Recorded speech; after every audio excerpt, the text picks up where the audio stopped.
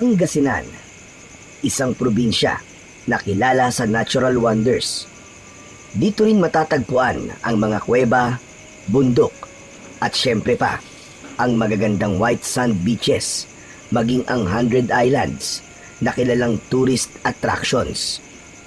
Syempre pa, ang probinsyang ito ay hindi rin pahuhuli sa mga kakatuwang kwento at kababalagan dahil ito ay bahagi ng mayamang kultura ng lahi natin.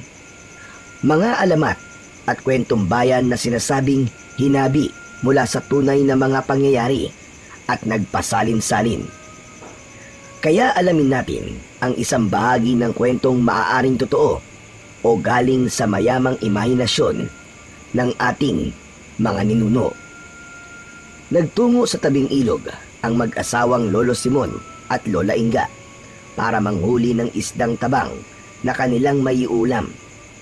Naging maswerte sila kahit paano ng araw na yon dahil aabot din sa 6 na pirasong isda ang kanilang nahuli gamit ang talakob.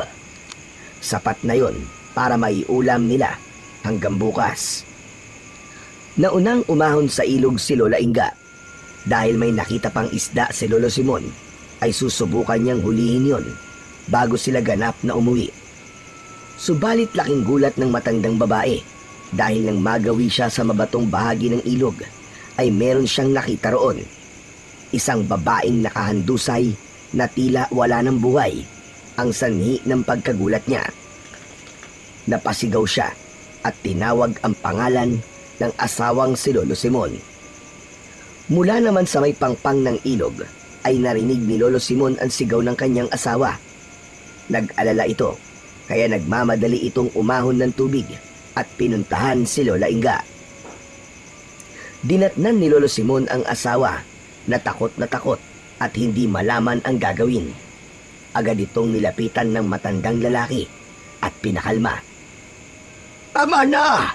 Tama na, Inga! Nandito na ako! Tama na! Tingnan mo! Tingnan mo! May patay! May babaeng patay! Hindi siya patay, Inga. Wala lang siyang malay. Gumagalaw ang gawing bahagi ng kanyang tiyan. Tignan mo! Humihinga pa siya. Talaga bang humihinga pa siya? Oo. Halika. Lapitan natin. Huwag tayong lumapit sa kanya! Bakit naman? Kailangan niya ng tulong. Baka mamaya, halimaw yan, isang aswang, o isang maligno, at bigla tayong atakihin. Nako, Inga, huwag kang mag-alala. Ako ang bahala. May itak akong dala rito. Hindi sasantuin ng bagong hasa kong itak ang kahit na anong halimaw. Halika na, lapitan natin. At mukhang nangangailangan siya ng tulong. Kawawa naman. Ayaw ni Lola Inga na lumapit sa babaeng walang malay. Pero mas matapang si Lolo Simon, kaya siya ang nauna. Alalang-alala naman ang matandang babae. Simon, mag-iingat ka! Tinawag ni Lolo Simon ang asawa at pinalapit. Ayaw pa rin sana ni Lola Inga, pero napilitan na rin ito. Dahil nakita naman niyang walang nangyaring masama sa asawa, hindi rin nagbago ang anyo ng babae na nakahandusay. Kailangan niya ng tulong, Inga. Saka tignan mo itong kanyang tiyan. Parang buntis siya. Tama ka. Kaya kung tutulungan natin siya, hindi lang isang buhay ang tutulungan natin, kundi 2. Maya-maya pa, gumalaw ang kamay ng babae. Nagkaroon na ito ng malay. Simon! Simon! Humanda ka na! Nagkakamalay na siya, oh! Baka sumunggab bigla! Ano ka ba naman, Inga? Mukhang hindi naman siya masama eh. Hanggang sa ganap na ngang nagkamalay ang babae, napakunot ang noo at nakatingin na may pagtataka sa 2 matanda na kanyang kaharap. Sino kayo? Nasaan ako? Ako si Simon. At ito naman ang asawa kong si Inga. Kung nasaan ka, abay, nandito ka sa tabing ilog. Ano bang nangyari sa'yo? Bakit nandito ka sa tabing ilog tapos wala kang malay? Tahimik na napabuntong hininga ang babae. Hindi pa niya handang sabihin sa mag-asawa ang mga nangyari at ang kanyang karanasan kung bakit umabot siya sa ganoong sitwasyon. Kung hindi ka pa handa para ipaalam sa amin yon, nais lang naming malaman ang pangalan mo. Christina, yun po ang pangalan ko. Taga saan ka ba? Hindi ko po matandaan. Pwede ba yon? Alam mo ang pangalan mo, pero kung saan ka nakatira, hindi mo alam. Baka nga naman nakalimutan niya, Inga. Paano natin siya matutulungan? Kung hindi niya alam kung taga saan siya, paano siya maihahatid? Kung hindi niya alam kung tagasan siya, pwede sigurong doon muna siya sa bahay natin. Oy, Simon! Ano bang sinasabi mo? Ano ka ba? Inga, gusto natin siyang tulungan, hindi ba? Kaya doon muna siya sa ating bahay.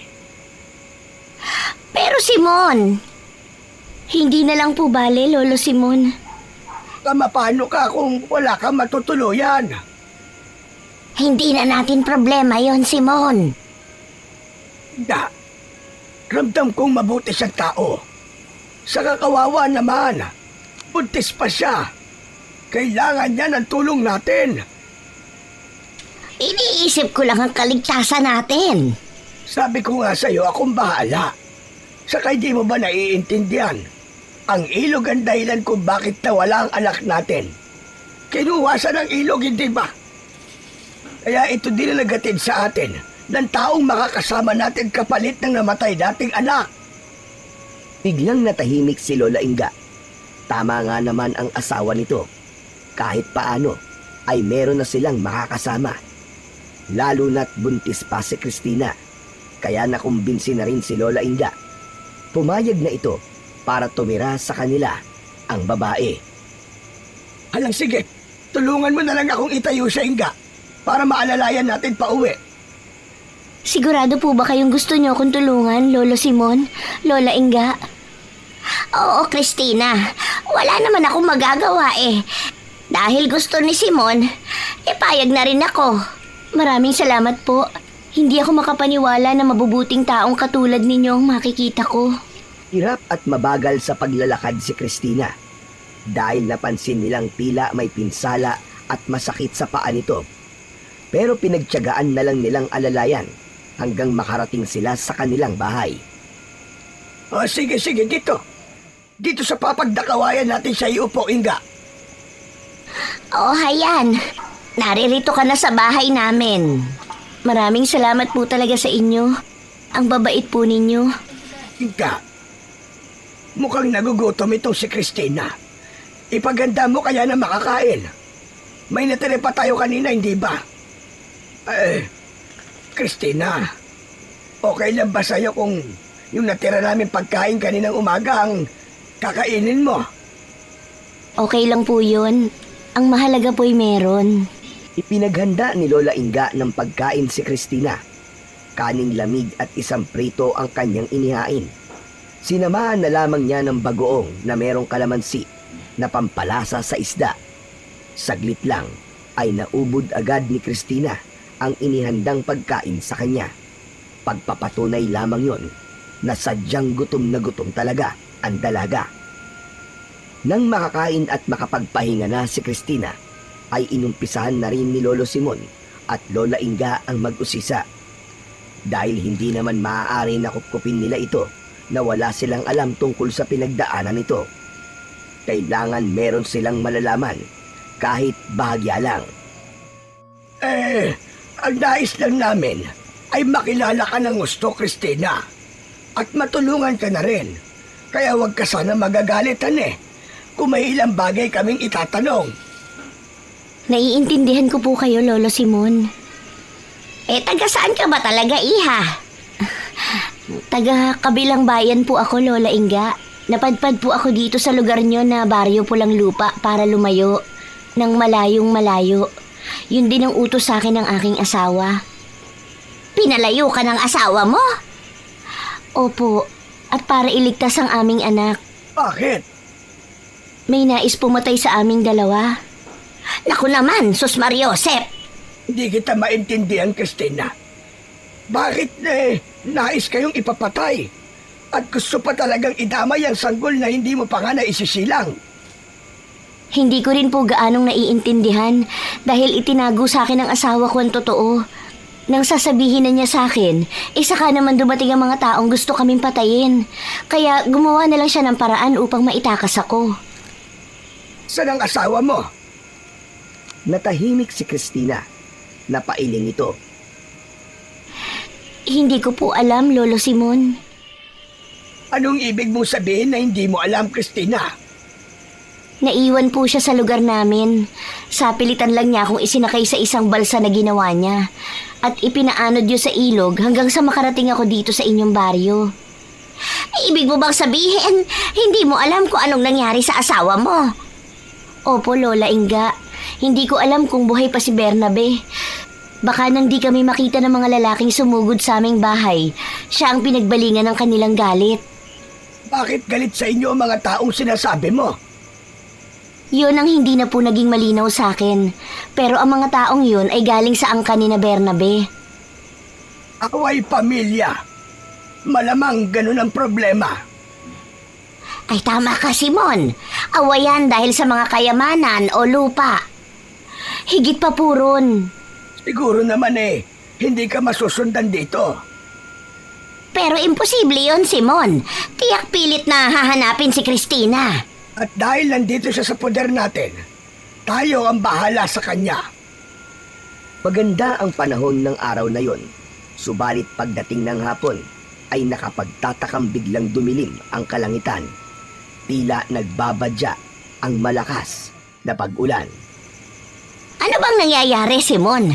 Kanina lang maganda ang sikat ng araw. Bakit biglang-biglang dumilim at nagbabanta ang malakas na ulan? Parang ngayon lang ito nangyari Hanggang bigla na lamang bumuhos ang malakas na ulan. Sinabayan pa yon ng malakas na hangin na tila biglang nagkaroon ng habagat. May kidlat din na sumisirit mula sa kalangitan. Tahimik naman si Christina sa isang bahagi ng bahay na tila nakatingin sa kawalan. Wari may alam siya sa biglang pagbabago ng panahon. Nako, ang lakas ng ulan at hangin, Simon. Parang gusto sirain itong bahay natin, Inga. Ngayon lang ito nangyari. Natatakot tuloy ako. Kamagalala, maya-maya lang siguro ay titigil din yan. Simon, tingnan mo si Christina. Nakatanaw sa labas ng bahay. Ayoko mag-isip ng hindi maganda pero hindi ko maiwasan. Bakit, Inga? Ano bang naiisip mo? Hindi kaya may kinalaman si Christina sa biglang pagngangalit ng panahon. Ano namang kinalaman niya sa biglang pag-ulan? May nabanggit siya kanina. Kaya siya napadpad dito ay dahil meron siyang tinakasan. Yung gustong pumatay sa kanila ng anak niya. Paano kung kagagawa ng mga taong yun ang pagngangalit ng kalikasan? May pambihira ka naman. Kung ano-anong iniisip mo, Inga. Kutob ko lang naman yun. Hindi kasi maiwasang mag-isip ng ganun Kasi nga, ikaw na rin ang may sabi na ngayon lang ito nangyari. Tumigil din ang malakas na ulan at hangin na halos wasakin ang bahay ni na Lolo Simon at Lola Inga. Pasensya na po kayo sa mga nangyayari. Bakit tumihingi ka ng pasensya, Christina? Alam ko po kasi na baka iniisip niyong ako ang dahilan bakit naging masungit ang panahon at nagalit ang kalikasan. Sa palagay mo ba'y may kinalaman ka doon? Hindi ko po alam, pero sabi niyo nga po, ngayon lang nangyari yun. Hindi. Kalimutan mo na yung Christina. Ang mahalaga walang masamang nangyari sa atin. Lalo na sa iyong ipinagbubuntis. Gaya ng ibig mangyari ni Lolo Simon, ay pinanindigan na nila ang pagkupkup kay Christina sapagkat nagdadalang tao ito at maayos nila itong inalagaan. Ibinigay ang mga kailangan, lalo na ang masusustansyang pagkain para sa sanggol na ipinagbubuntis. Basta kailangan kainin mo lagi ang mga prutas na dala namin, ha?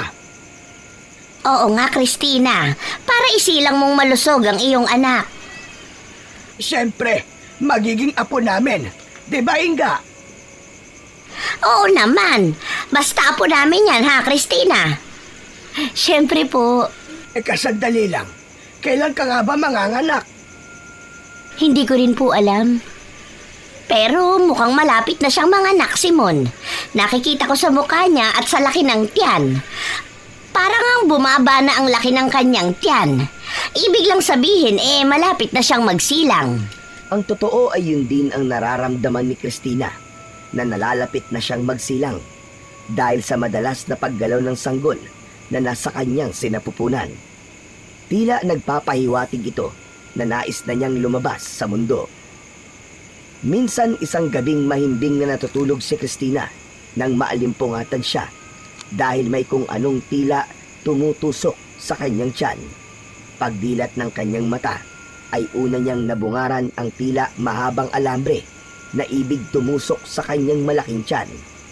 Napapitlag siya sa pagkagulat at napabangon, kasunod ng hagikgik na narinig niya mula sa bubong ng bahay.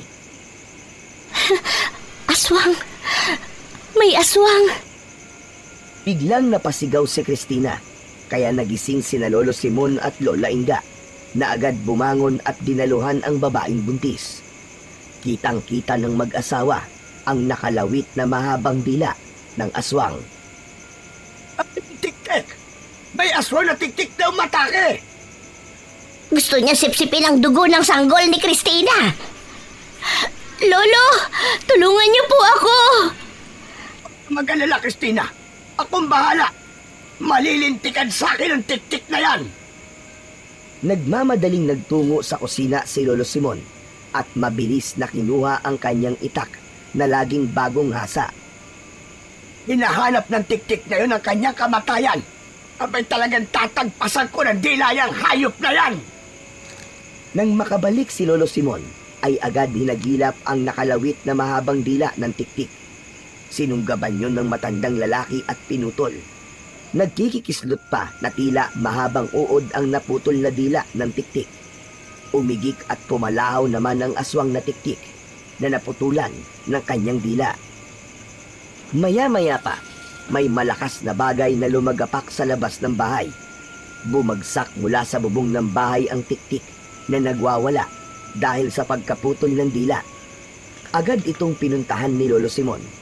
Titiyakin na niya ang kamatayan ng aswang. Kaya lang nang labasin niya ito, ay wala na ang halimaw. Nakalayo na ito sa takot na tuluyang mamatay sa talim ng itak ni Lolo Simon. Yung nangyari kagabi, Simon, malamang may kinalaman pa rin yun sa mga naikwento sa atin ni Christina. Naisip ko nga rin yan, Inga. Alam na nila na dito nagtatago si Christina. Anong gagawin natin? Dahil kung talagang alam na nila, maaaring sa susunod na araw ay may dumating na naman ditong kung anong halimaw o kampo ng kadiliman. Kaya nga ngayon ko lang muling mapapakinabangan ng bagay na matagal ko nang itinago.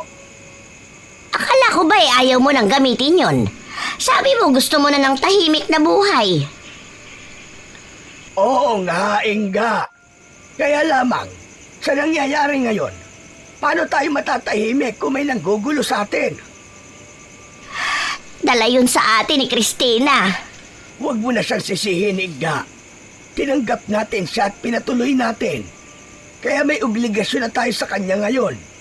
Isa pa, kawawa naman ang bata. Hindi ba sabi mo nga apo na natin siya? Oo naman. Sabi ka kung magkaroon ng apo.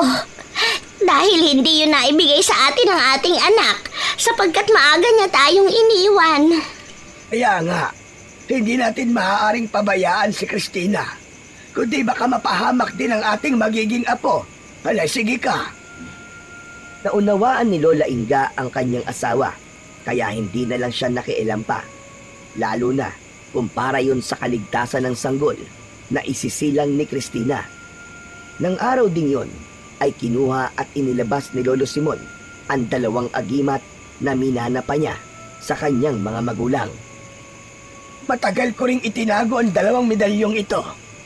Ang buong akala ko nga hindi ko na kayo magagamit pa. Kaya lang, hinihingi ng pagkakataon. Nakita ni Lola Inga na inilabas ni Lolo Simon mula sa taguan ang 2 agimat. May bisa pa kaya yun, Simon? Ngayon wala pa itong bisa dahil matagal na itong nakatago. Parang isang patalim ang medalyon, Inga. Kapag hindi nagagamit, ay kinakalawang. Nawawala ang talas. Kaya kailangan linisin at muling hasain. Paano babalik ang bisa ng medalyon? Sa pamamagitan ng dasal at orasyon, Inga, may babalik ang bisa nito. Ang maliit na aklat na kasama nito, naroon ang ibubulong na orasyon dito sa kambal na medalyon.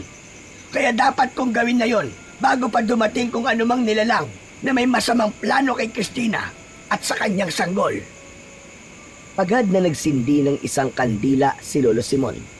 Yun ang magiging tanglaw niya habang binabasa at oorasyonan ang medalyon na matagal na panahong itinago. Lumuhod na ang matandang lalaki at hinawakan ng kaliwang kamay ang 2 medalyon at itinaas ito. Habang hawak naman ng kanang kamay ni Lolo Simon ang libreta na kinasusulatan ng babasahing orasyon. Habang binabasa ng matandang lalaki ang nakasulat sa maliit na aklat, ay may kung anong enerhiya ang lumabas mula sa bibig ni Lolo Simon na umuusal ng orasyon at tumuloy yun sa medalyon. Biglang kumislap ang kambal na medalyon at kusang gumalaw. Pahiwatig yun na aktibo na muli ang agimat. Magkakaroon na ito ng bisa sa sandaling gamitin ito ni Lolo Simon. Tapos na sa ginagawang orasyon ang matandang lalaki nang makarinig siya ng isang daing na tila nahihirapan. Daing yun ni Cristina. Tatayo pa lang sana siya mula sa kanyang pagkakaluhod nang biglang lumapit sa kanya ang kanyang asawa. Simon, tulungan mo kami! Dali! Inga, ano ba nangyayari? Parang nahihirapan si Cristina. Manganganak na siya! Eka, saan tayo hahanap ng hilot? Sa kabilang baryo pa yun. Ako na ang bahala. Kahit paano marunong ako. Dahil dating hilot ang lola ko. Sigurado ka bang kaya mo? Oo, kaya ko. Magpainit ka na lang ng tubig at linisan mong mabuti ang iyong itak. Gagamitin natin yon para pamputol ng inuna ng sanggol. Sigurado kang kaya mo, ha? Oo, sabi. Sige na, magpainit ka na ng tubig at babalikan ko na si Cristina. Pagkahalong pangamba at kasabikan ang nararamdaman ni Lolo Simon habang nagpapainit ng tubig. Maya-maya pa ay bigla niyang narinig ang pag-uha ng sanggol na isilang na ni Cristina ang anak nito, ang apo nila ni Inga. Aalisin na sana ni Lolo Simon sa kalan ang iniinit na tubig nang marinig niya ang pagsigaw ni Lola Inga. Humihingi ito ng tulong. Ano nangyari? Dahil nasa tinig ni Lola Inga ang takot at pagkagulat, kaya ang agad na hinagilap ni Lolo Simon ay ang kanyang matalas na itak. Saka nagmamadaling pumasok ng kwarto kung saan nagsilang si Cristina. Hindi makapaniwala ang matandang lalaki dahil nakapaligid kina Lola Inga at Cristina na noon ay nangihina pa ang iba't ibang uri ng maligno at aswang. Simon, tulungan mo kami! Maawa kayo! Lubayan niyo na kami! Huwag niyo kukunin ang aking anak! Nagang isang grupo pa kayo nagpunta rito, mga damuho kayo!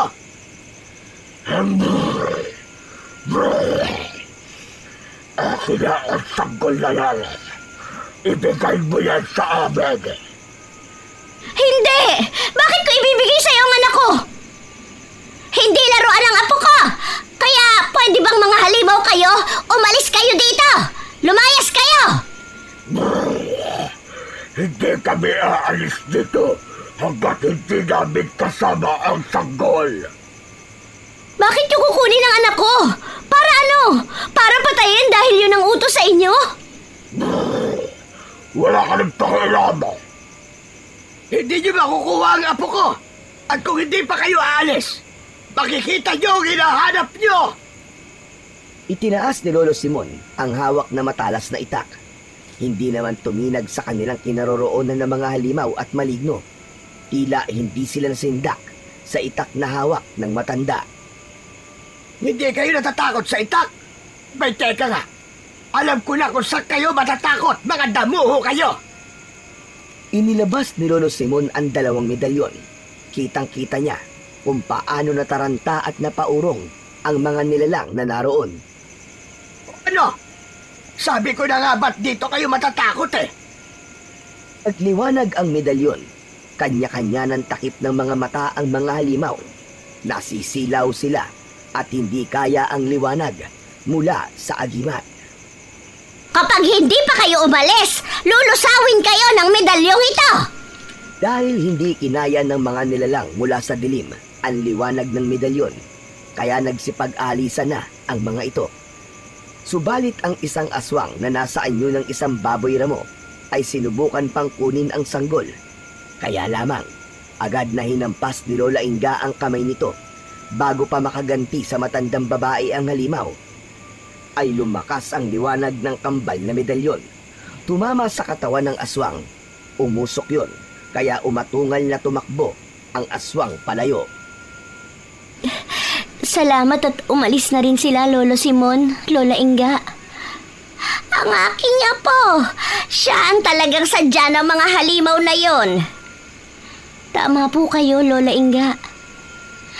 Ano bang nangyayari sa'yo, Christina? Ayos ka lang ba? Opo, okay lang po ako. Medyo nanghihina lang. Ano nga bang meron ang iyong anak, Christina? Bakit ibig nilang kunin? Hindi ko po talaga alam, Lolo Simon. Pero malamang ang mga nilalang na narito kanina ay mga inutusan lamang. Ganon. Dapat nating doblehin ang pag-iingat. Biglang umiyak ang sanggol.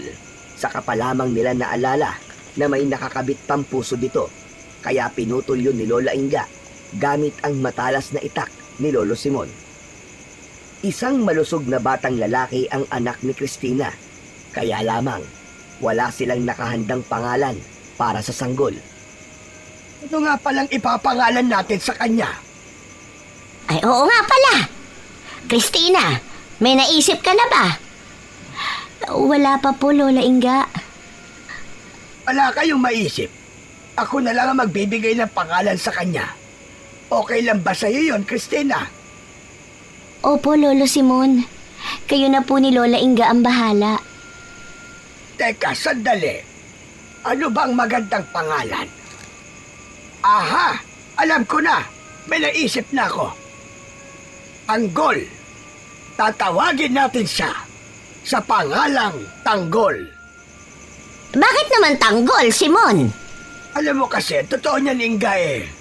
Iba ang nararamdaman ko. Mukhang isinilang nakakaiba ang batang ito. Maraming hindi pangkaraniwang nangyayari mula nang dumating si Christina.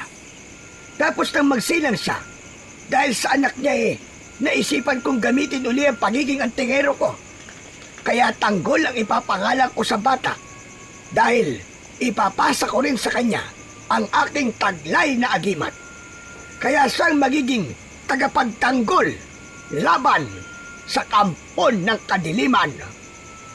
Tama. Tama, Simon.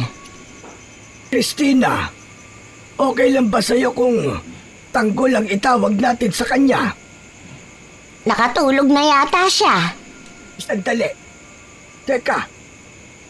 Aba, parang hindi siya natutulog, Inga. Tinapik-tapik at niyugyug ni Lola Inga si Christina. Hindi ito gumagalaw, kaya mas nilakasan pa niya. Subalit nanatiling walang kibo ang babae. Pinakiramdaman at tiningnan ang pulso nito. Simon, hindi na siya humihinga. Oh, kanina lang ay kausap natin siya. Hindi na talaga siya gumagalaw. Patay na si Christina. Hindi makapaniwala ang dalawang matanda sa nangyari. Isinilang lang nito ang anak at agad ding iniwan. Kaya magkakaroon ng tuwirang obligasyon at pananagutan sina Lolo Simon at Lola Inga sa sanggol na iniwan ni Cristina. Dahil malayo ang sementeryo sa lugar na yon, ay gumawa na lang ng malalim na hukay malapit sa kanilang tinitirhan, si Lolo Simon. Doon na lamang nila ililibing ang labi ni Cristina. Dahil malayo ang kanilang mga kapitbahay, kaya wala ring alam ang mga ito sa mga nangyari. Kapag kawala ng ina ng bata, ay naobliga si na Lolo Simon at Lola Inga na gumawa ng paraan upang may gatas na ipadede kay Tanggol. Sa simula ay talagang nahirapan ang dalawang matanda sa pag-aalaga ng bagong silang na sanggol. Subalit pinagtiyagaan nila yon. Isa pa, masaya naman sila sa pagkakaroon ng batang aalagaan. Nagkaroon ng sigla ang kanilang bahay at natupad ang pangarap nila na magkaroon ng tatawaging apo. Habang lumalaki si Tanggol, ay hindi pa rin nila maipaliwanag ang mga kakatwang pangyayari. Tag-araw noon nang magkaroon ng malakas na ulan, kaya halos ay binaha ang kanilang lugar. Tila ba nais ng pangyayaring yon na malunod ang sanggol, subalit buong ingat siyang inilagaan at iniligtas ng mag-asawa. May mga pagkakataon din na may kung anong mabangis na hayop ang bigla na lamang nag-aantabay sa labas ng bahay. Inaabangan nito na walang kasama ang batang si Tanggol dahil may pinaplano ang hayop na hindi maganda sa bata. Ilan lamang yon sa mga nakikita ng mag-asawa, kaya naman naging mahigpit ang pag-aalaga at pagbabantay nila sa kanilang apo. Hanggang sa lumipas pa ang maraming taon, umabot na sa edad na 10 taon si Tanggol na walang masamang nangyari dito. Habang lumalaki ang bata, ay makikita dito ang kakaibang lakas at tapang. Unti-unti na rin siyang sinanay ni Lolo Simon para gamitin ang medalyon na ipinagkatiwala niya sa bata.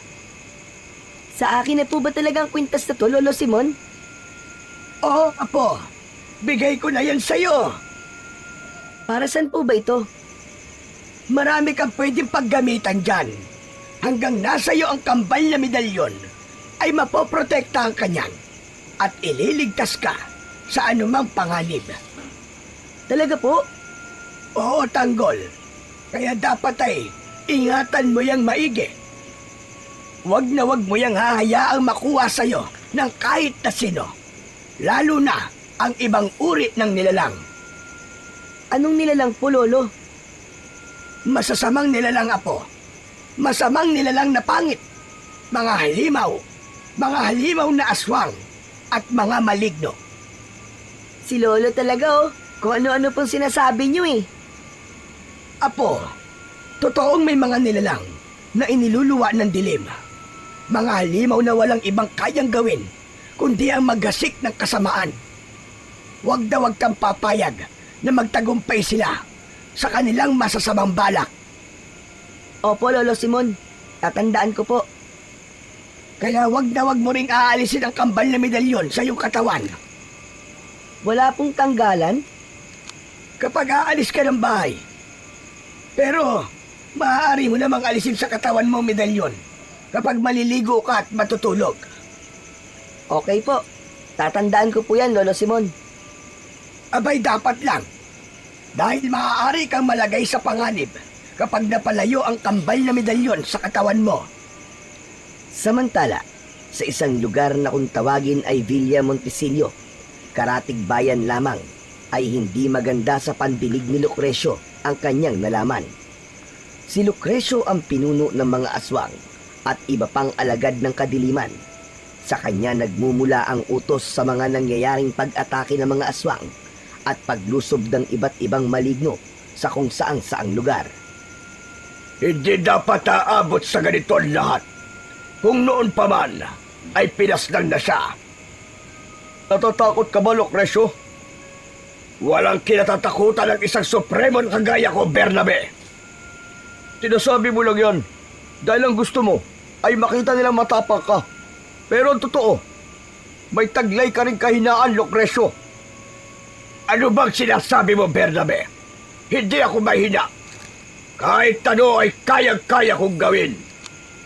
Si Lucrecio at Bernabe ay magkapatid na kambal, anak ng isang babaylan at engkanto.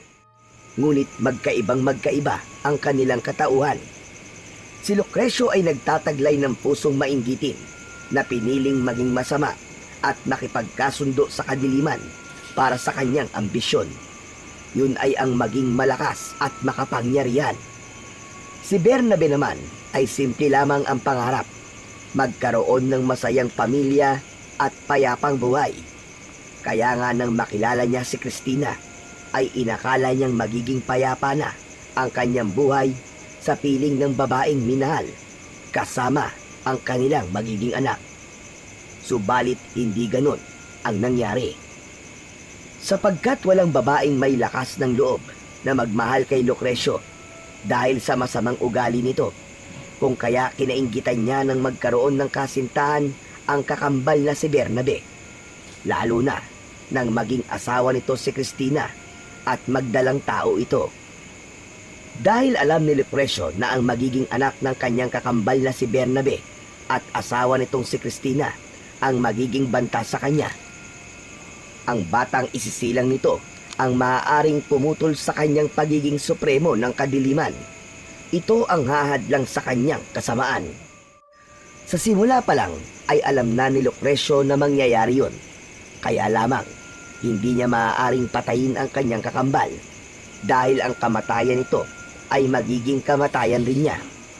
Kaya nang mag-asawa ito, ay pinagtangkaan niyang patayin si Cristina at ang ipinagbubuntis nito. Subalit nagawan yon ng paraan ni Bernabe at itinakas ang kanyang asawa. Naiwan si Bernabe sa Villa Montesillo upang ikulong. Yun ang paraan upang maingatan ang buhay nilang dalawa. Dahil nga sa kabila ng pagiging magkaibang tao, ang buhay nila ay iisa lamang, magkarugtong sa isa't isa. Ang kamatayan ni Bernabe ay magiging kamatayan din ni Lucrecio. Hanggang kailan mo ba ako ikukulong dito, Lucrecio? Hanggang sa gusto ko, Bernabe. Hanggat hadlang ka sa mga plano ko. Ayoko na natuluyan ka maging masama dahil kapatid kita. Nakambal pa kita. Ito ang buhay na gusto ko. Dahil sa pagiging masama, makukuha ko lahat na gusto ko. Pinapanginoon ako ng kahit na sino. Nagiging sunod-sunuran sa akin ng kahit na anong elemento ng dilim. Pero, huwag mo rin kalilimutan na kahit gaano ka pakatayog, kahit gaano ka pakalakas, ay may katapusan pa rin yan. Hindi yan totoo. Walang katapusan ang kapangyarihan ko. Baka nakakalimutan mo, Lucrecio. Hawak ko rin ang buhay mo. Kapag gusto kong matapos na ang kasamaan mo, sa isang iglap, ay mangyayari yun. Kapag nagpasya akong kitlin ang sarili kong buhay. Hangal ka ba? At sa tingin mo ay matatakot mo ako? Alam kong hindi mo gagawin yon. Dahil takot ka ring mamatay.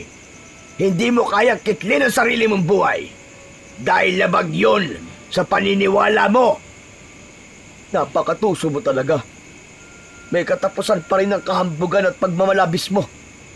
May nakalaan para maging katapat mo, Lucrecio.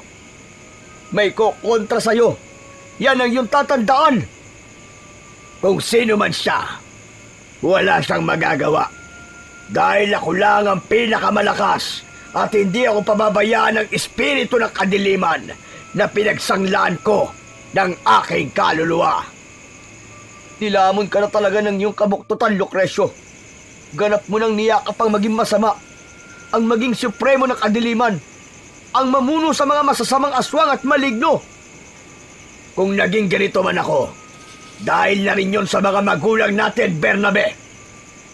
Matagal na silang wala. Ba't kailangan idamay mo pa? Sapagkat kung ano man ako ngayon, dahil na rin yun sa kanila, sa ipinaramdam nila sa akin. Ano ba sinasabi mo? Kambal nga tayo, Bernabe. Subalit hindi sila naging patas sa pagtingin sa ating dalawa. Hindi yan totoo. Ikaw lamang ang nag-iisip niyan. Hindi ako tanga. At lalong hindi ako manhid para hindi ko maramdaman ang lahat ng mga nangyari. Lucrecio, Masyado mo lang binibigyan ng ibang kahulugan ang ginawa ng ating mga magulang. Mula nang magkaisip tayo, Bernabe, ikaw na lang palagi ang mahusay. Ikaw na lang palagi ang matalino. Ikaw ang mabait. Ikaw ang maaasahan. Ikaw ang mapapakinabangan. At ako, hindi. Lahat ng papuri ay para lamang sa'yo. At sa akin, ano ba nakita nila? Puro mali. Puro kabuktutan. Puro hindi maganda. Palpak ako. Sablay ako. Mahina. Mapuro lang utak. Ganon nila ako ituring, Bernabe. Lagi nila tayong pinagkukumpara. Ang gusto lang nila nun ay magsumikap ka. Gawin ang pinakamahusay na magagawa mo. Hindi para maliitin ka. Ang problema sa'yo, tinignan mo kasi yun sa maling paraan. Kahit na, pero yun pa rin ang ginawa nila. Pakiramdam ko, aping-api ako.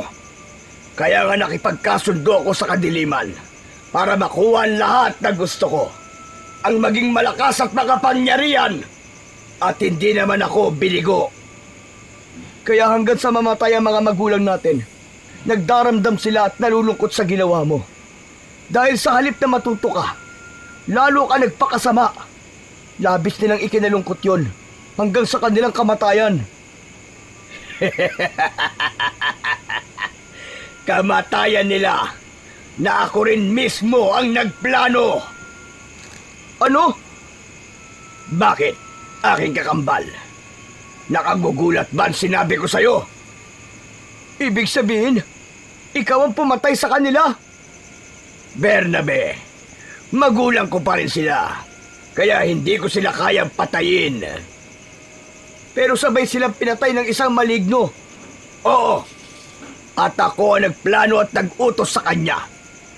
Inutusan ko ang maligno para patahimikin sila dahil punong-puno na ako. Sa tuwing nakikita ko sila, bumabalik lahat ng naging pagmamaliit nila sa akin. Ipinagawa ko sa isa kong alagad ang pagkitil sa kanilang buhay sapagkat hindi ko yun kayang gawin. Hayop ka! Napakasama mo talaga, Lucrecio! Demonyo ka! Matagal ko nang alam yan. Ngayon naman, dahil di mo ako magagawang patayin, ang mag-ina ko naman ang pinahanap mo para paslangin. Dahil sagabal sila. Teka nga pala, hindi ka ba nasasabik na makita sila? Bakit? Kung sasabihin ko bang sabik ako makita sila, bibigyan mo ako ng pagkakataon? Pwede! Palalayain mo ko? Hindi nakasagot si Lucrecio, subalit meron siyang malalim na iniisip. Maaari niyang gamitin ang kanyang kakambal upang makita kung nasaan ang asawa nito, maging ang kanilang anak. Mas magiging madali ang paghahanap ko sa kinaroroonan ni Cristina at ng kanilang anak. Mas magiging madali rin para iligpit sila. May mga inutusan na akong kampon para sila hanapin at paslangin. Subalit nabibigo sila. Ano bang iniisip mo, Lucrecio? Hindi mo pa sinasagot ang tanong ko sa'yo. Huwag ka nagmamadali. Nag-iisip pa ako. Kapag pinagbigyan mo ko, tatanawin ko yung malaking utang na loob sa'yo, Lucrecio. Samantala, sa lugar ng dalawang matanda na nagpalaki kay Tanggol, ay ikinakabahala ni Lola Inga ang naging desisyon ni Lolo Simon na ganap ng paalagaan at ipaubaya sa bata ang kambal na medalyon. Teka, ano bang kinakatakot mo, Inga? Poprotektahan ng medalyon si Tanggol. Alam mo naman na ang medalyon ay humahatak ng iba't ibang masasamang elemento. Sabi ko na yun sa apo natin, kaya hindi siya dapat maging kampante. Hindi kaya inilagay mo lamang ang apo natin sa panganib. Ayanin niya yun, Inga. Isa pa, dapat ngayon pa lang kailangan niya ng masanay. Saan? Nakikita ko na may malawak pa siyang responsibilidad at pananagutan. Kaya dapat na siyang maganda. Sana nga'y tama ang naging pasya mo, Simon. Ayoko lang na may mangyaring masama sa ating apo. Matagal natin inasam na magkaroon ng apo eh. Kaya masakit kung mapapahamak siya. Iisip ka kasi ng hindi maganda eh. Ano ba ang dapat kong isipin? Yung positibo dapat. Ang isipin mo, magiging malakas at matapang si Tanggol para harapin ang kahit na anong makakasagupa niya. Dahil sa pagtataglay ni Tanggol ng kambal na medalyon, gaya ng dapat mangyari, naging malapit sa kanya ang iba't ibang problema na dapat niyang malagpasan. Dahil may mga pagkakataon na naglalakad siyang mag-isa at may kung ano siyang nararamdaman, katulad sa pagkakataong yun. Teka, parang may sumusunod sa akin ah. Huminto si Tanggol, nakiramdam ang bata. Kung sino ka man na sumusunod sa akin, ano bang kailangan mo? Patitinis na tawanan ang narinig ni Tanggol, subalit walang nagpapakita sa kanya. Magpakita kayo sa akin! Sino ba kayo? Gusto ko kayong makita! At nagpakita nga kay Tanggol ang mga nilalang na lumikha ng matitinis na tawanan. Mga maliliit na nilalang yon at katulad ng tiyanak. Subalit nasa anyo yun ng aso. Mga sigbin ang tawag sa mga ito. Pinaniniwala ang mga alaga ng aswang. Hindi na ikinagulat ni Tanggol ang mga ganoong uri ng nilalang. Unti-unti niya nang nakakasanayan ang pagpapakita ng iba't ibang nilalang ng dilim mula nang taglayin niya ang kambal na medalyon. Kayo pala ang mga yun eh. Teka, bakit ganyan ang tingin niyo sa akin? Ano bang atraso ko sa inyo? Hep, hep! Umayos kayo ah!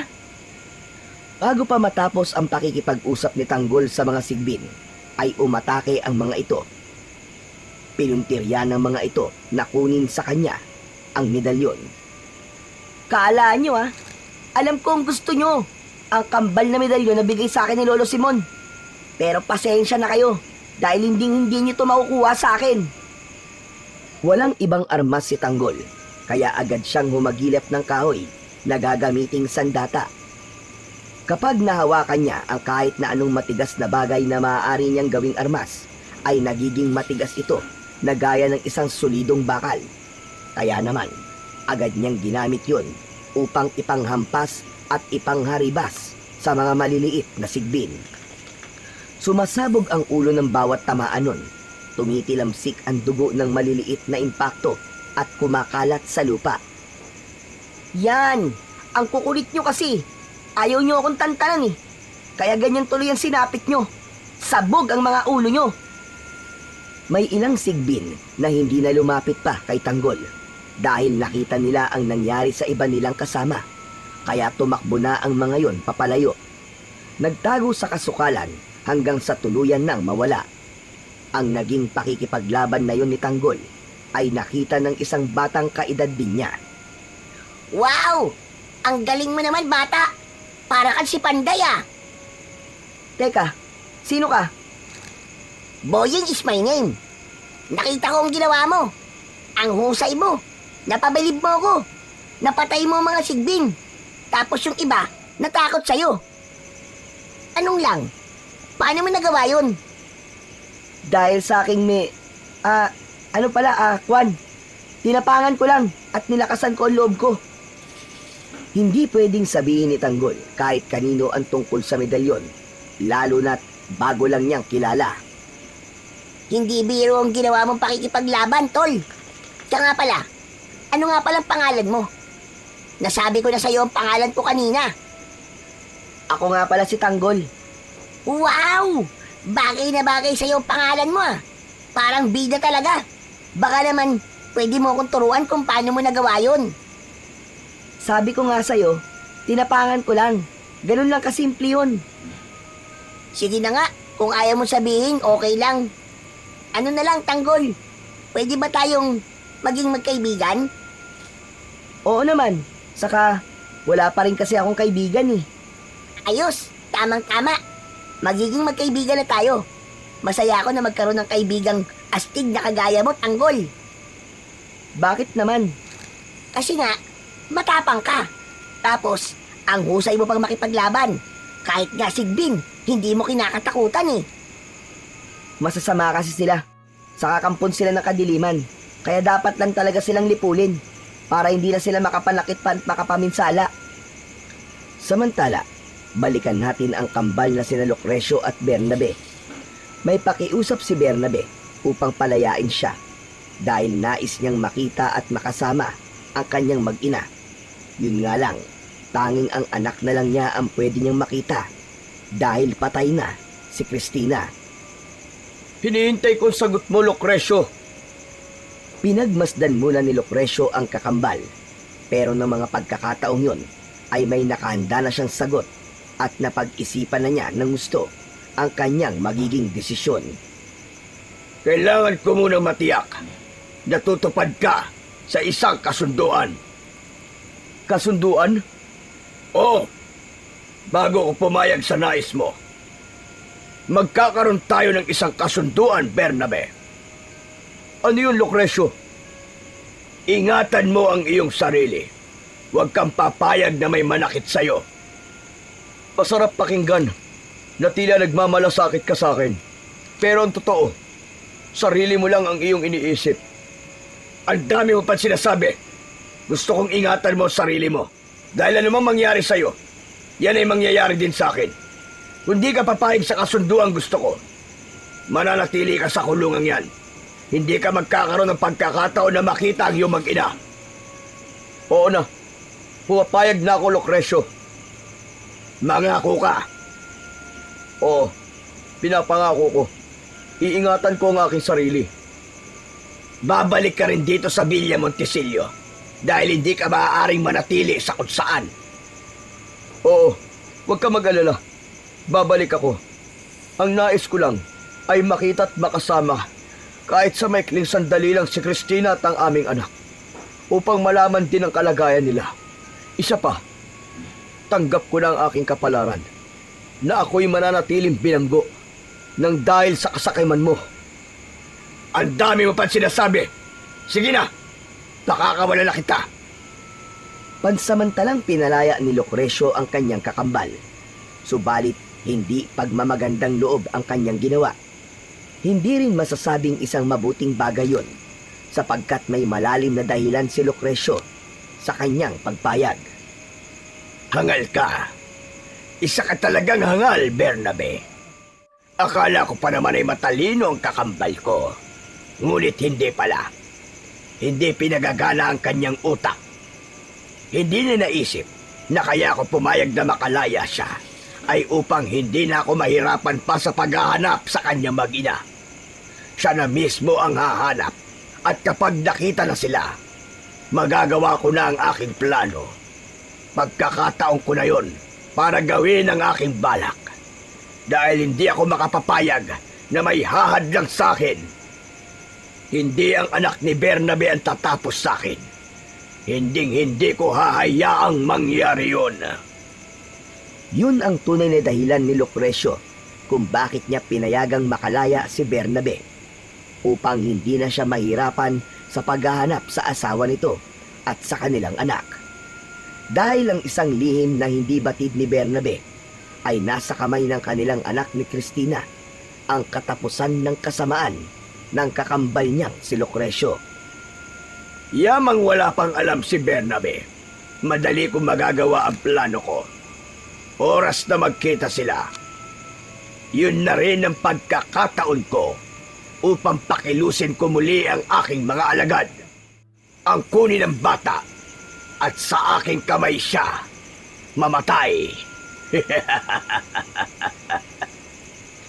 Sa pansamantalang kalayaan ni Bernabe ay agad niyang binalikan ang lugar na kung saan niya dinala si Cristina bago pa sila nagkahiwalay. Yun din ang gagawin niya upang dalhin siya ng tadhana sa lugar na inaasahan niyang kinaroroonan ng babaeng kanyang minahal.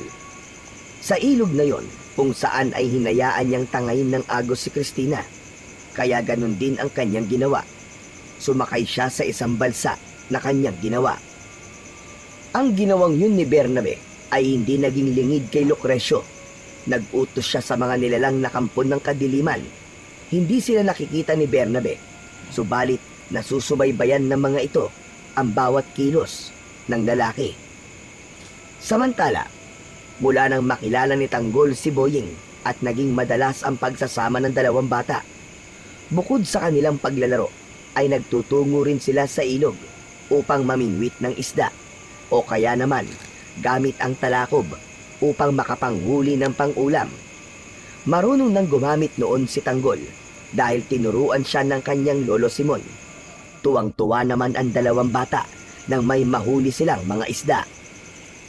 Ayos na to, Boying. Matutuwa na si lolo at lola nito. May pang-ulam na kayo, Tanggol. Ano ka ba? May pang-ulam na tayo. Paghahatian natin tong isdang nahuli natin. Talaga, Tanggol? Bibigyan mo ko? Oo naman. Pinaghirapan natin yan eh. Amala siguro tong huli natin. Pwede na to. Oo, umuwi na tayo para maipaluto ko na kay Lola Ingatong isda. Akala ko ba bibigyan mo ko? Oo nga, pero mas mabuti yung luto na ang ibibigay ko sa'yo para pag uwi mo, uulamin nyo na lang ng tatay mo. Aba, ayos yun ah. Oo nga no. Para hindi na ako mahirapang magluto. Umahon sa tubig ang dalawang bata. Nagtungo na sila sa pangpang ng ilog para kunin ang kanilang gamit na iniwan doon. Kaya lamang, narinig nila na tila kanina pa nag-iingay ang isang aso sa hindi kalayuan. May kasama ka bang aso, Boying? Wala ah. Kanino kayang aso yun? Ang ingay-ingay. Kanina pa tumatahol. Halika, puntahan natin. Iba kasi ang kahul niya eh. Hinanap ng dalawang bata ang kinaroroonan ng asong kanina pa tahol ng tahol. Hindi pa sila ganap na nakakalapit sa asong tumatahol nang mapansin nila na kung anong kinakahulan nito. Napanganga ang dalawang bata sa kanilang nakita. Tanggol, may tao! Tao na nasa pangpang ng ilog. Nalunod yata. Halika, tulungan natin. Baka buhay pa eh. Nagmamadali ang dalawang bata na nilapitan ang taong nasa pangpang. Pinagtulungan nila itong buhatin upang alisin sa tubig. Kawawa naman siya. Anong gagawin natin sa kanya, Tanggol? Mukhang buhay pa siya. Baka nalunod lang. Dito ka lang, Boying. Huwag mo siyang iiwan, ha? Bakit? Saan ka pupunta? Pupuntahan ko lang si Lolo Simon. Hihingi ako ng tulong sa kanya para may uwi itong lalaki na to. Iuwi mo siya sa inyo? Oo, tutulungan natin siya. May sasabihin pa sana si Boying, pero hindi na yun pinansin ni Tanggol. Agad na itong tumakbo papalayo upang humingi ng tulong sa kanyang lolo.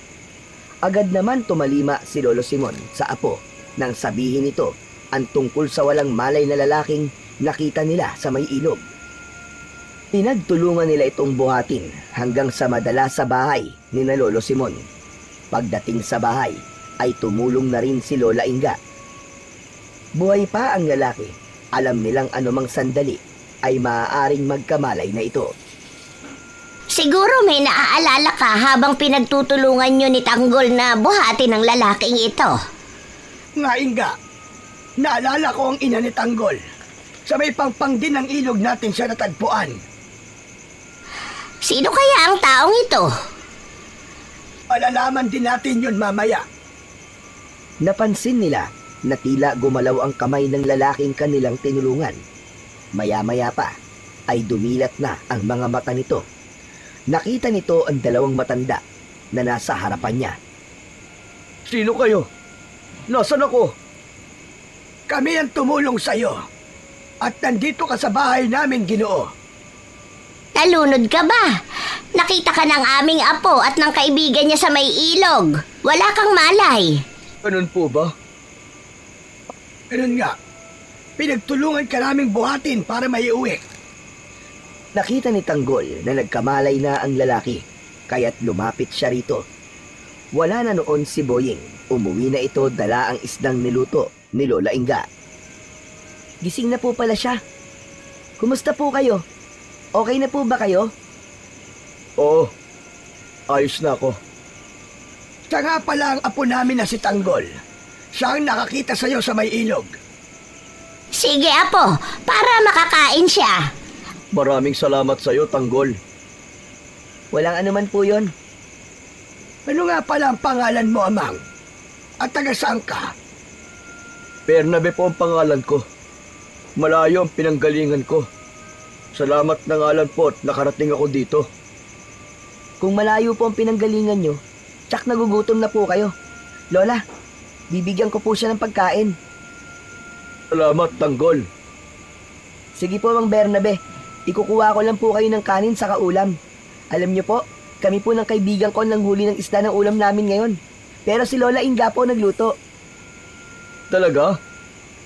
Opo, sige po. Kukunin ko lang po para makakain na po kayo at matikman niyo po ang masarap na luto ni Lola Inga sa isdang nahuli namin. Masayang nagtungo sa kusina si Tanggol dahil ibig niyang ipagmalaki ang isda na kanilang nahuli. Habang nasa kusina ang bata, ay nabanggit ni Lolo Simon na hindi lang si Bernabe ang natulungan na nila na natagpuan sa ilog, kundi may isang babae na rin. Nabanggit din ito ang pangalan na ikinagulat naman ni Bernabe. Christina po ang pangalan ng babaeng tinulungan nyo na natagpuan nyo rin po sa ilog. Oo, Bernabe. Tama ako. Dito rin siya napadpad. Bakit? Kilala mo siya, Bernabe? Napatitig si Bernabe sa mga mata ni Lolo Simon at napatingin din ito kay Lola Inga. Siya po ang asawa ko. Buntis po siya ng panahong yun. Pinalayo ko po siya para iligtas siya at ang aming anak dahil nasa panganib po ang buhay nila. Kung kayo po ang tumulong sa kanya, nasan po ngayon si Christina? Hindi agad nakapagsalita ang mag-asawa dahil hindi maganda ang kanilang sasabihin. Subalit kailangan pa rin nilang ipaalam yon sa lalaking kausap. Wala na siya, Bernabe. Namatay siya ilang oras pagkatapos isilang ang inyong anak. Parang gumuho ang mundo ni Bernabe sa kanyang nalaman. Wala na pala ang babaeng minahal niya.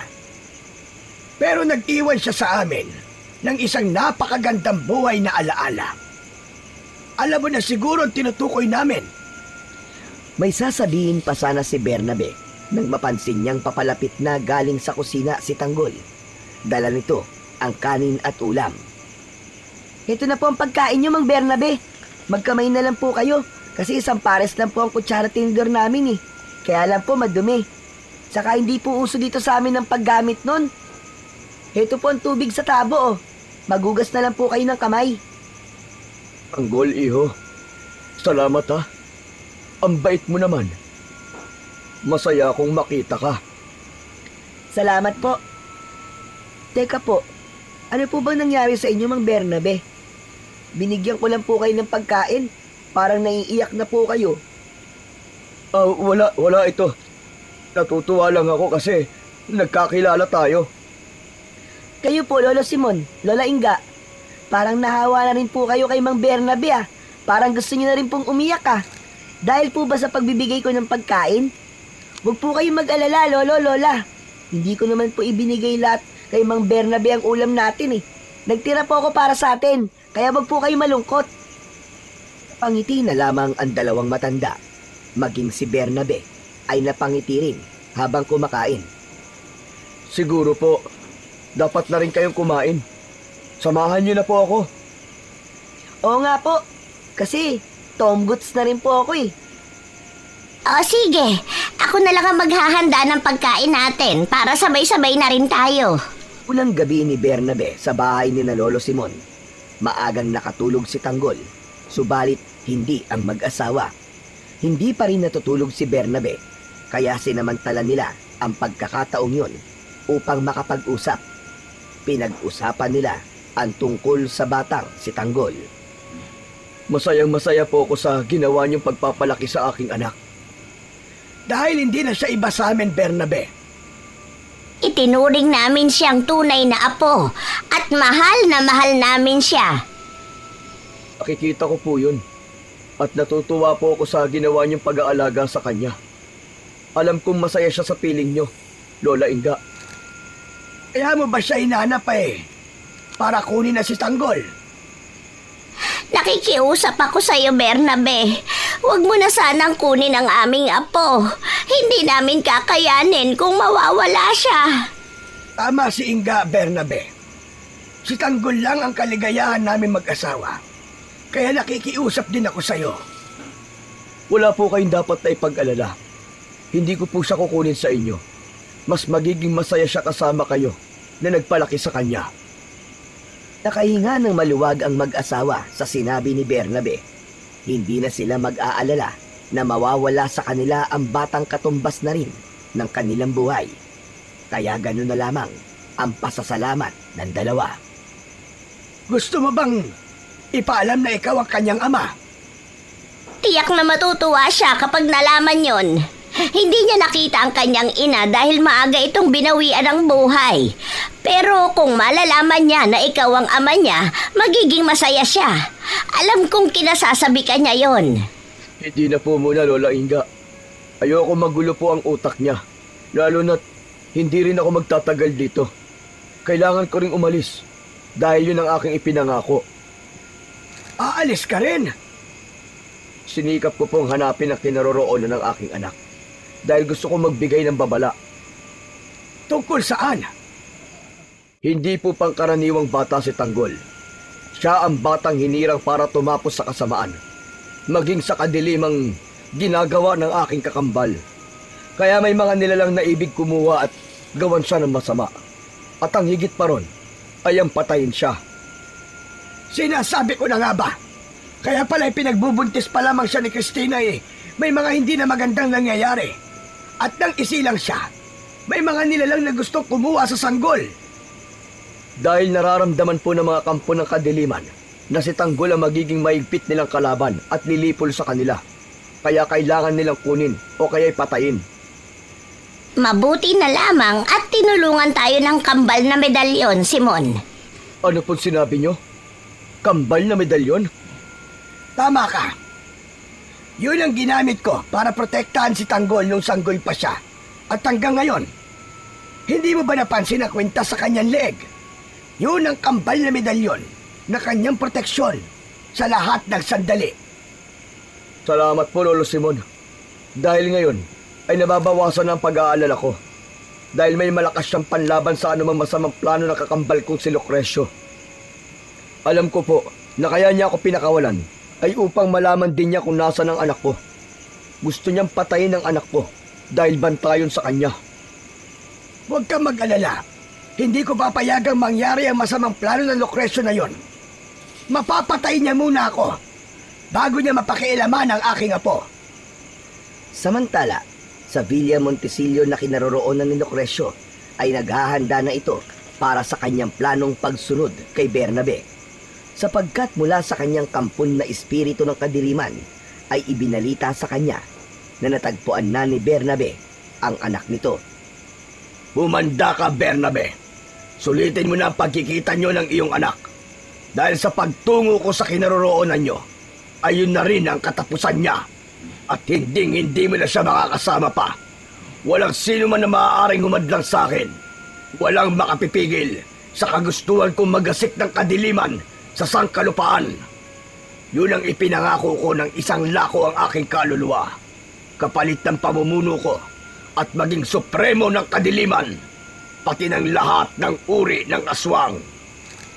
Walang katiyakan kung hanggang kailan mananatili si Bernabe sa lugar ni na Lolo Simon. Kaya naman sinusulit niya ang bawat oras na makasama si Tanggol. Madalas siyang sumasama sa lakad ng bata, kasama ang kaibigang si Boying, lalo na kapag nanguhuli ng isda sa ilog. Kasama mo pala si Mang Bernabe. Oo, Boying. Gusto kasi niyang sumama sa panguhuli ng isda eh.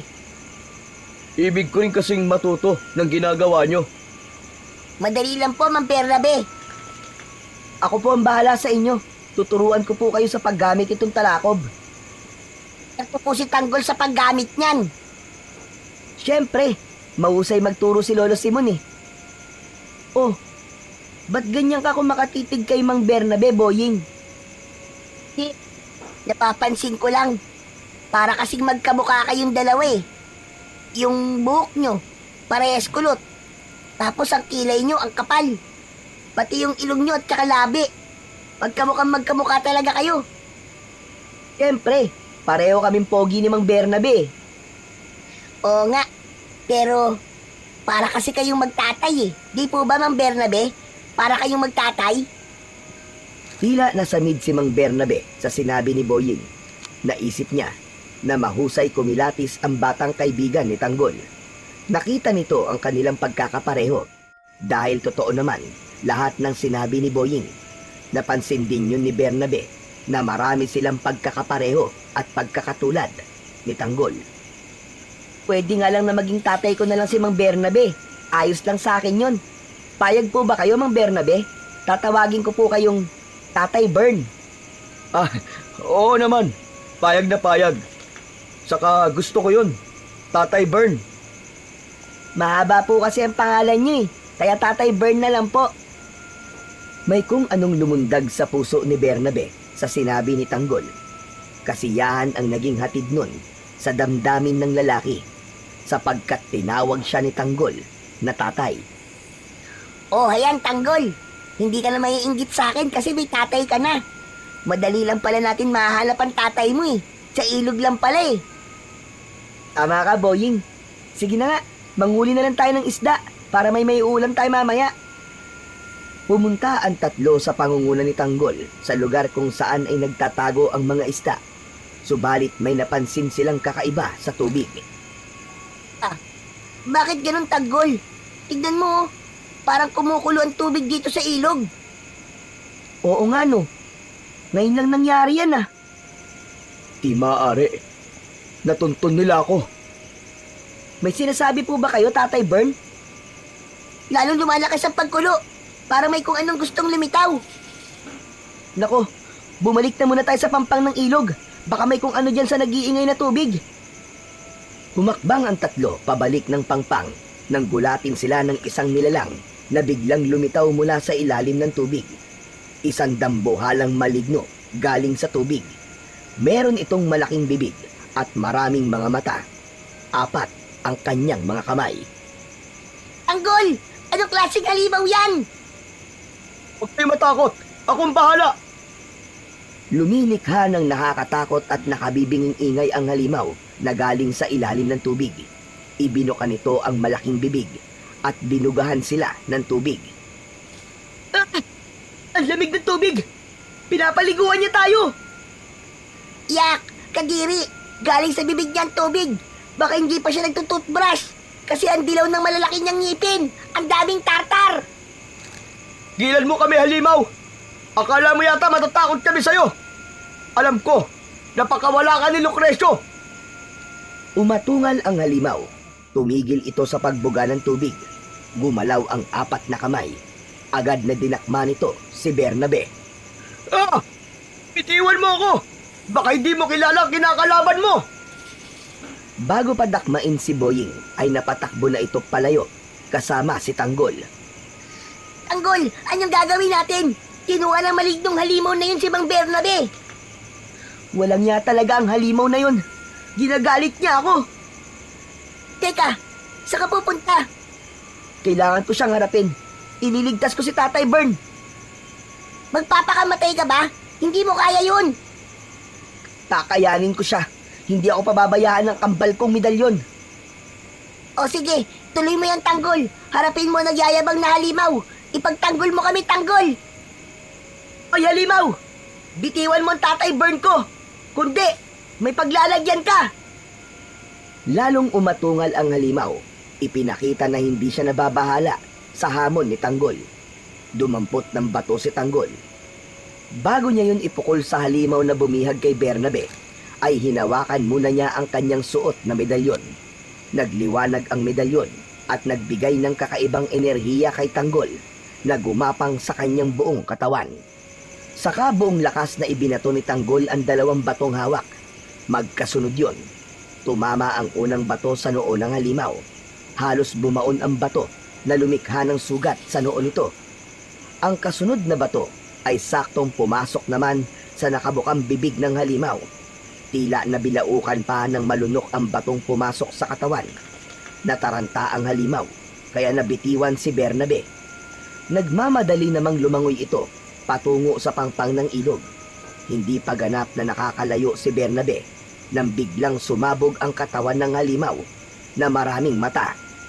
Upang makaligtas naman sa pagsabog ng halimaw, si Bernabe ay pumailalim sa tubig. Yan! Ang galing mo talaga, Tanggol! Sabog ang halimaw! Tama lang yan sa kanya. Kampon siya ng kadiliman. Ang husay mo! Ang galing ng medalyon mo, Tanggol! Patid na ni Boying ang tungkol sa bisa ng medalyon na laging suot ni Tanggol. Tatay Bern nga pala, nasan? Ayun siya oh! Nasa pangpang! Ligtas na! Tumakbo ang dalawang bata papalapit kay Bernabe. Mababakas kay Tanggol ang pag-aalala. Okay lang po ba kayo, Tatay Bern? Oo, okay lang ako. Salamat. Maraming salamat, Tanggol. Napayakap si Bernabe kay Tanggol. Naluluha na nagpasalamat sa pagtatanggol sa kanya. Pambihira! Parang magtatay talaga kayo. May drama pa talagang ganyan eh. Ano ka ba, Boying? Siyempre, nagpapasalamat lang sa akin si Tatay Bern. Siguro, dapat na tayo umuwi. Huwag na muna tayo manghuli ng isda. Palagay ko tama po kayo, Mang Bernabe. Baka mamaya may kasama pa yung halimaw na yun eh. Nakakatakot. Delikado tayo dito. Umuwi na sina Tanggol at Bernabe.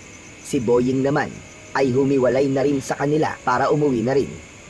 Agad na naikwento ni Tanggol sa kanyang lolo at lola ang nangyari sa ilog. Nagpasalamat na lang ang dalawang matanda dahil walang nangyari sa kanilang apo. Kaya lang, tila hindi matatapos sa ganoong pangyayari ang araw na yon sa buhay nila.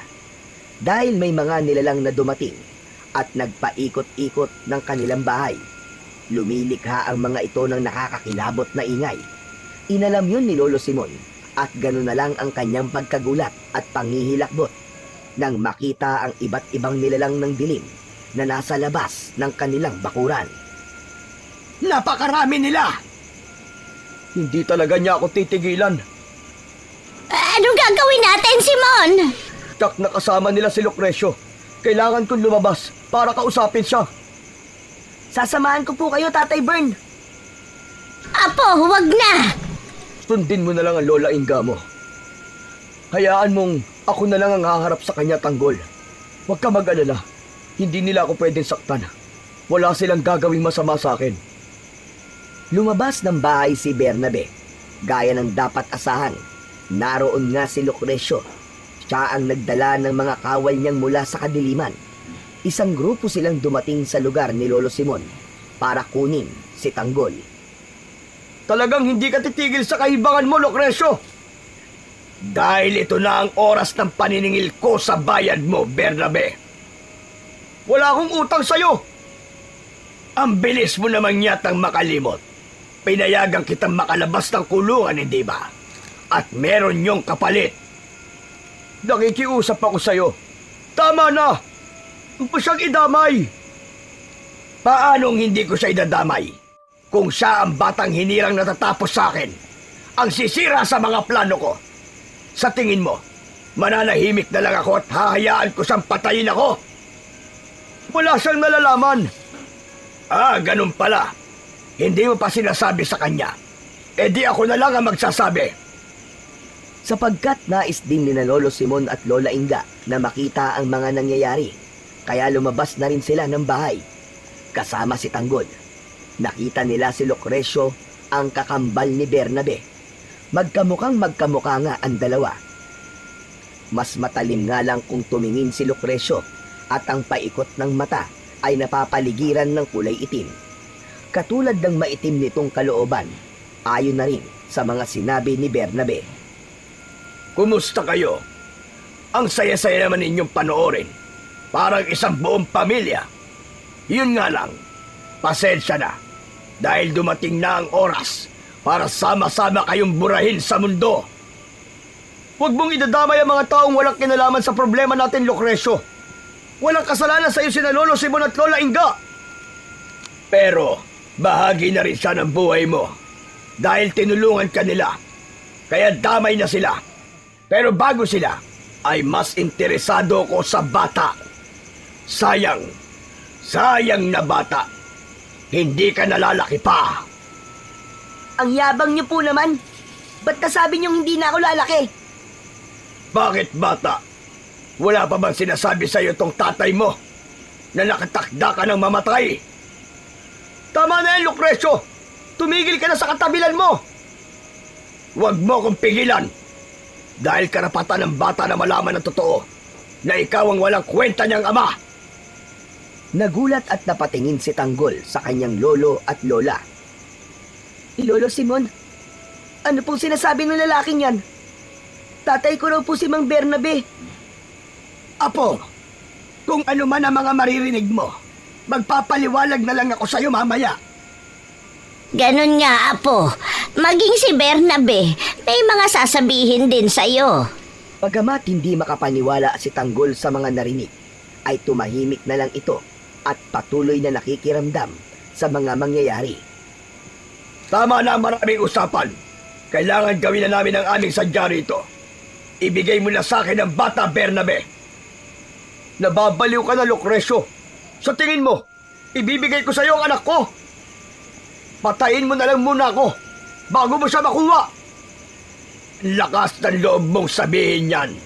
Palibasa'y hindi ko yun magagawa. Dahil ang kamatayan mo ay kamatayan ko rin. At ang kamatayan ko ay kamatayan mo rin.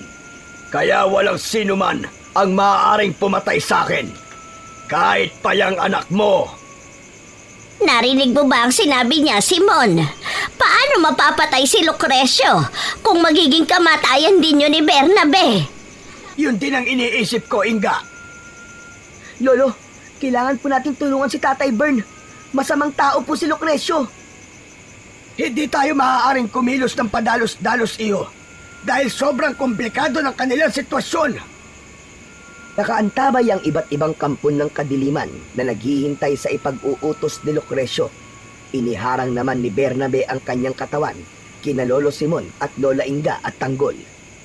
Maaari niyang protektahan ng mga ito dahil hindi makakakilos si Lucrecio at mga kasamang alagad nito. Hindi siya maaaring saktan ng mga ito. Akala mo yata ay sapat ng iharang mo katawan mo sa kanila, Bernabe. Mga alagad ko, mga kampo ng kadiliman, kunin niyo si Bernabe.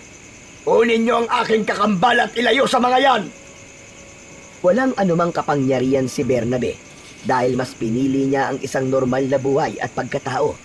Kaya wala siyang nagawa ng sapilitan siyang kunin at ilayo ng mga alagad ni Lucrecio. Nagpupumiglas ito, kaya lang mas malakas at mas marami ang mga nilalang na kumuha sa kanya. Awa ang naramdaman ni Tanggol nang makita niya si Bernabe. Bitiwan niyo ang Tatay Bern ko! Uy! Pinagmamalasakitan ka ng anak mo, Bernabe. Sige lang, bata. Ituloy mo yan. Lolo Simon, ano pong gagawin ko? Kinuha nila si Tatay Bern. Apo, gawin mo kung anong nararapat. Ikaw lang ang maaaring tumapos sa masamang kakambal ng Tatay Bern mo. Mag-iingat ka, Apo! Alam ni Tanggol na hindi magiging madali ang kanyang gagawin, kaya inihanda niya ang kanyang sarili. Minsan pa'y hinawakan niya ang kambal na medalyon. Muli ay naglabas ito ng enerhiya at gumapang yon sa kanyang buong katawan.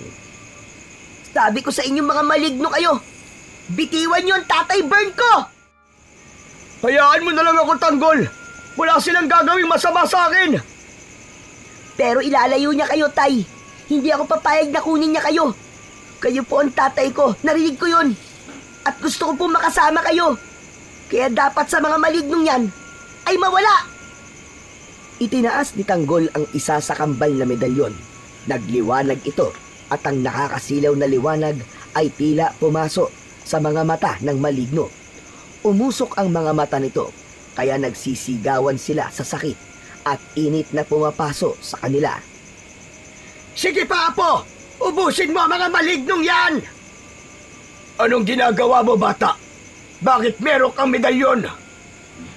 Nabitiwan ng mga maligno si Bernabe, subalit hindi pa rin ito ganap na nakatakas dahil mga aswang naman ang kumuha dito. Ayaw talaga nilang pakawalan si Bernabe. Mga nakadidiring aswang naman ang pumigil sa kanya. Ang kukulit nyo talaga, ha? Ayaw nyo tigilan ng tatay ko, ha? Bitiwan nyo sabi siya, eh. Kapag hindi nyo siya pinakawalan, katulad ng mga maligno, may paglalagyan din kayo. Bakit, bata?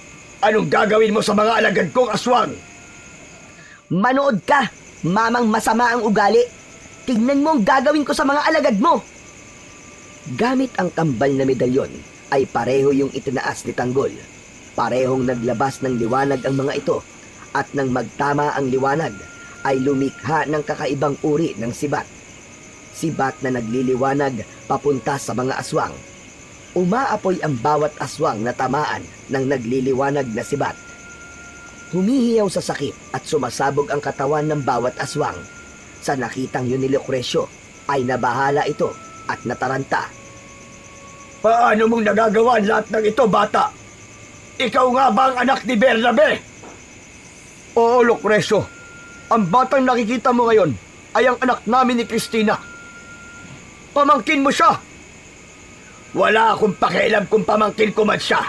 Ang kailangan ngayon ay mawala siya sa landas ko. Dapat siyang mamatay. Ang sama mo, Lucrecio. Tito pala kita, pero gusto mo akong patayin. Dahil sa gabal ka sa aking mga plano, bagay na hindi ko hahayaang mangyari. Kaya papatayin mo ako, ganon? Dahil yun ang nakatakda para sa isang batang pakialamerong katulad mo. Apo, huwag mo na siyang pakinggan. Gawin mo ang nararapat sa isang kampo ng kadiliman na kagaya niya. Bago pa niya magawa ang masama niyang balak, unahan mo na siya, Apo! Sige, gawin mo ang gusto mo.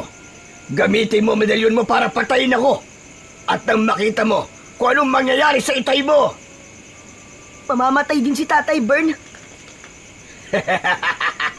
Naturalmente, dahil kambal kami ng tatay mo.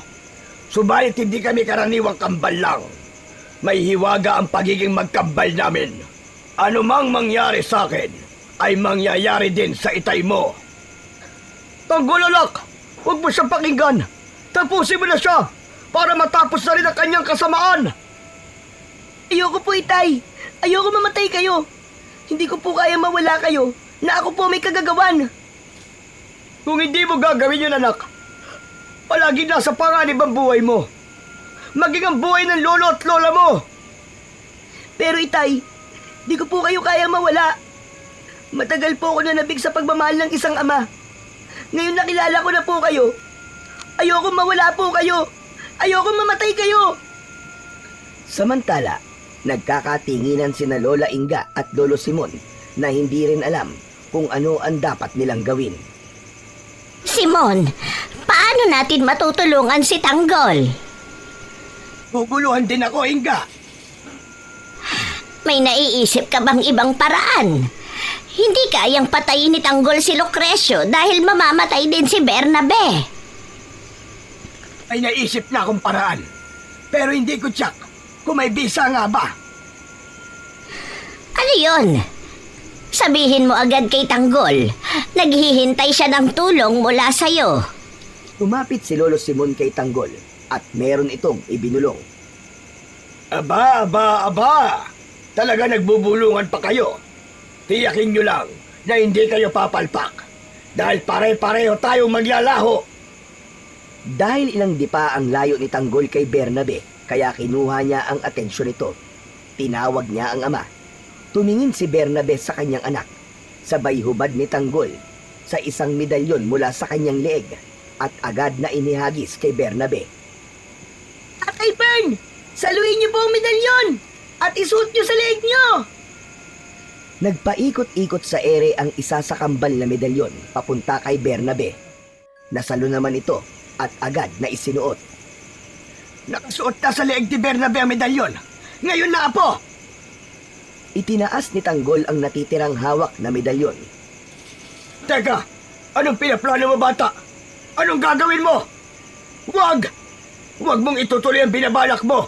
Mamamatay din ang tatay mo! Tila walang narinig si Tanggol na natiling nakataas ang isang medalyon habang hawak niya yon. Lumikha ito ng nakakasilaw na liwanag. Hindi kinaya ni Lucrecio ang liwanag na pumapaso sa kanyang mga mata. Dahil sa nakakapasong liwanag na yon, ay nawalan ng paningin si Lucrecio. Sinamantala ni Lolo Simon ang pagkakataong yon upang kunin ang matalas niyang itak at ibinigay yon kay Tanggol. Kailangan sa kamay ng batang hinirang na si Tanggol mamatay si Lucrecio. Kaya lamang nang ibigay ni Lolo Simon ang matalas na itak, ay nagdalawang isip ang bata. Lolo Simon, si Itay, baka kumapano po siya. Magtiwala ka sa kapangyarihan ng kambal na medalyon, Apo. Walang mangyayari kay Bernabe habang suot niya ang isang medalyon. Sapat na ang paalalang yon ni Lolo Simon. Sinugod niya si Lucrecio na noon ay nahihirapan pa rin at tinatakpan ng palad ang dalawang mata dahil sa pananakit nun. Buong lakas ang ginawang pag-ulos ni Tanggol kay Lucrecio. Halos mga lahati ang itak nang maitusok ito sa katawan ng Supremo ng Kadiliman. Napahiyaw si Lucrecio para sa kanyang kamatayan. Saglit lang ay bumulagta ito nang wala ng buhay. Hindi naman makapaniwala si Bernabe sa nangyari dahil nakahandusay at patay na si Lucrecio, subalit siya'y buhay na buhay. Napahawak siya sa medalyong suot.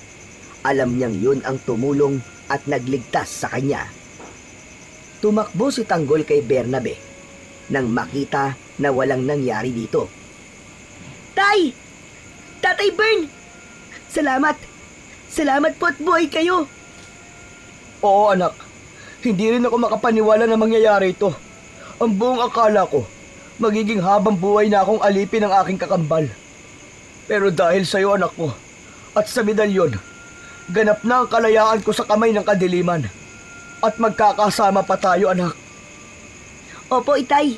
At hindi na po tayo magkakaiwalay kahit kailan. Tunay nga na isang bata kang hinirang anak. Ikaw ang siyang napili para tapusin ang kasamaan at iligtas ako sa kuko ng kadiliman. Mananatiling gabay at proteksyon niyong mag-ama ang kambal na medalyon. Dahil sa mga nangyari, ay isang magandang buhay na ang naghihintay sa mag-amang Bernabe at Tanggol, kasama sina Lolo Simon at Lola Inga, na hindi man nila kadugo, ay maituturing nilang pamilya. Nababalot man kung minsan ng kadiliman ang ating buhay o mga hindi magagandang pangyayari. Basta matuto tayong umasa at magtiwala na sa bawat dilim ay laging may liwanag na darating. Sapagkat kailanman, ang kaliwanagan ay laging nananaig kontra sa kadiliman.